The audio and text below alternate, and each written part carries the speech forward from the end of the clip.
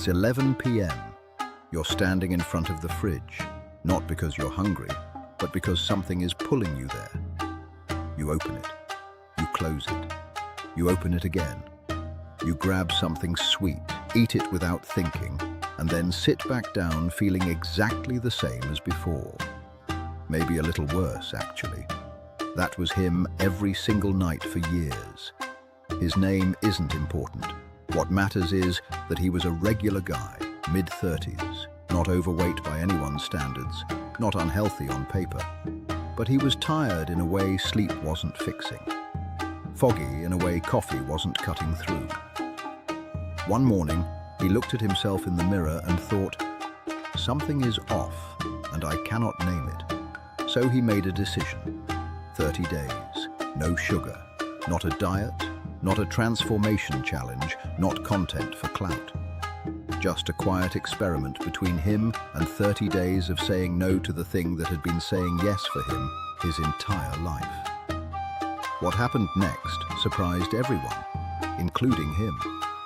The first 3 days were fine, almost too fine. He told himself it was easy, that maybe he never had a problem to begin with. Then day 4 arrived, and suddenly the world became a little less interesting. Food tasted flat, energy dipped. He started noticing sugar everywhere, hiding in things he never suspected. Bread, pasta sauce, salad dressing, things he thought were neutral. It started to feel less like an experiment and more like someone lifting a curtain he didn't know was there. Let me ask you something. Have you ever removed something from your life and only then realized how much space it was taking up? That's what week 1 felt like for him. Not suffering exactly, but a kind of withdrawal that revealed the depth of something he hadn't planned to find. His brain was wired to expect a hit every few hours. When the hit stopped coming, it got loud about it. Irritable, restless, craving not because his body needed fuel, but because his mind had been running on a loop it no longer recognized how to break. And here's where it gets uncomfortable. He wasn't addicted in the way we like to imagine addicts. He wasn't eating candy bars at his desk or mainlining soda. He was doing what most of us do. A yogurt in the morning marketed as healthy. A protein bar that read like a nutrition label but tasted like dessert. A handful of dried fruit, because fruit is natural, right? He was making conscious choices that were being quietly hijacked by something operating underneath consciousness. That's not a dramatic statement. That's just what refined sugar does to the reward pathways in your brain when you feed them consistently enough for long enough. By week 2, something shifted, not in a dramatic highlight reel way, more subtle than that. He started waking up before his alarm. Not every day, but enough to notice. The fog he had normalized began lifting in the mornings. His focus, which he had quietly accepted as just average, started feeling different, more voluntary. Like a tool he was finally learning to pick up, rather than one that just showed up when it felt like it. Think about it. We talk about productivity like it's a discipline problem. Like the people getting more done simply have better routines and stronger willpower. What if a significant portion of cognitive sluggishness is just inflammation?